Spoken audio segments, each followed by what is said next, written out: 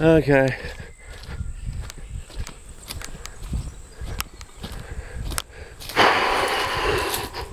Where were we?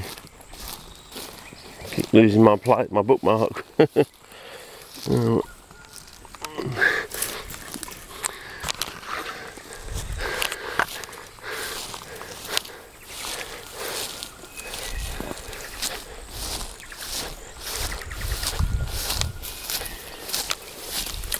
Oh. Oh. Oh.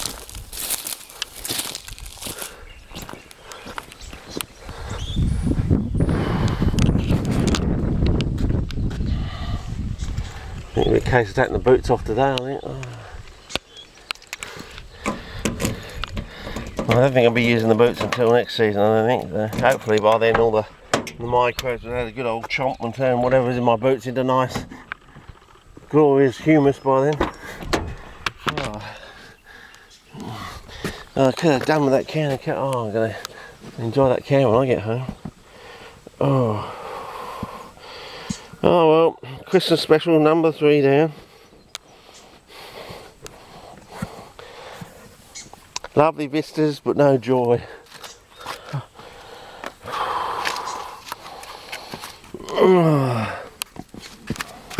Yeah, I think I'll leave that in the back and open the window. So we get rid of the stench. Oh, did I leave a window open? I'll forget my own head if it wasn't screwed on. Okay, well that's it. Looks like another 3-card trip. Oh, I know. We said we're going to go and do maybe go and do the back of the ONK just very quickly, just to see what it looks like now. There won't be any plant, maybe the odd orchid or something. What time is it? So nearly 2, which we're nearly 3. We've got about an hour, so yeah, maybe we'll do that. Go up the other way.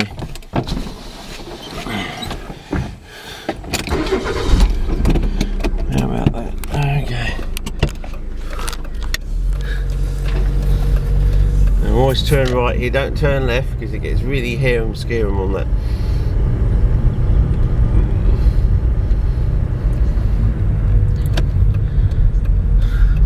So don't make the mistake I did in the Camry about 5 years ago going down there. Oh, almost thought I was going to break an axle and never get out, but managed it. I think that might even be on a video. So yeah, have to see if we can get to the lockup next year. It's too hot in there now, I think. Well, once the house has all been specced up, I suppose, and the Regola's got the thing of getting a oh, what do you call it? Not a trellis, platform thing. What do they call that? Decking. That's it. Well, the Americans probably call it decking, don't they? Oh, geez, I'm going to have a shower when I get home. Even my feet out of the wellies is, oh, it's bad. I might have to put the boots back on, so just because of snakes. So yeah.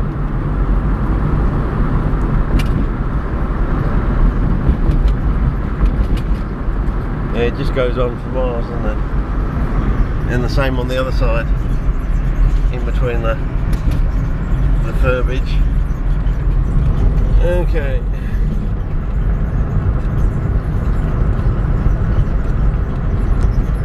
So we're on night scene foliage normal at the moment, and we're in the car, so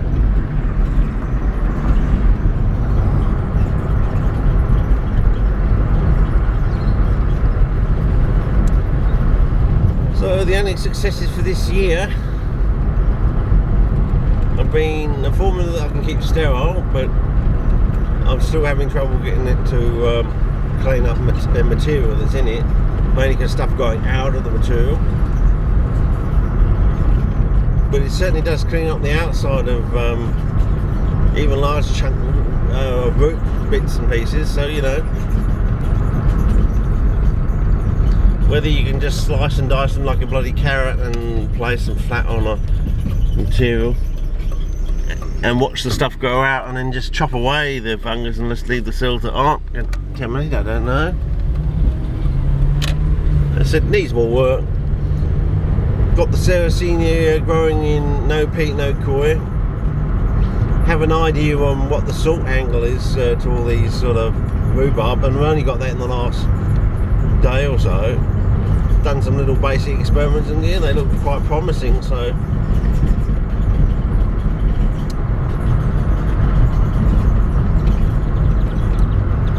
and then I'm thinking, why not just keep working on the oh, that's a nice one, isn't it? That is a nice one. It's a gelatin wax, so we used to have one like that in the front garden, but we had to chop it back, you know. Water restrictions and everything with the millennium drought.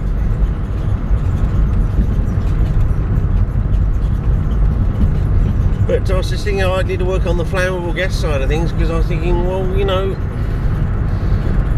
if it is an entropy side of the equation, like it's like structure, you know, to do with, in other words, catalysis sort of thing, you know, entropy, order, structure, shape, side of the free energy equation or something. All I need to do is work on that and find out what generates the bubbles, increase the size of the bubbles, the number of the bubbles, you know, whether they are generated day and night. And some of the formulations I can get them to be generated at night time, not just during the day. There does seem to be a warmth component to it, you know. So, you know, with the general thing like every time you double, every 10 degrees rise in temperature, you double the reaction rate. So, you know, because it's probably a shape surface phenomenon, and whether we can actually put some electrodes in the stuff and actually get a current coming off them. It'll be interesting to get my son's voltmeter and see what sort of voltage it is. Yeah, so we might get a bit of a surprise, you know. Yeah, because they talk about, was it lithium ion is about 4 volts or something. They get 4 electrons coming off of that. It's pretty amazing stuff. And oh, I just had a thought. If sometimes it's coming through the day and it's not just the warmth, it may be photovoltaic as well. It might be a case of we might get the higher voltages because it's a combination of things, you know. So yeah, because I was just thinking of getting my material and just like putting it into a plate thing, setting it in a plate form, putting in water and putting, you know, attaching some crocodile clips to it and seeing what sort of current we get off that way. But then again, it could be a combination, like you want to put it in a do that in a glass vessel, because you might actually get more electrons coming up, because it's not only is it a surface phenomenon, it might also be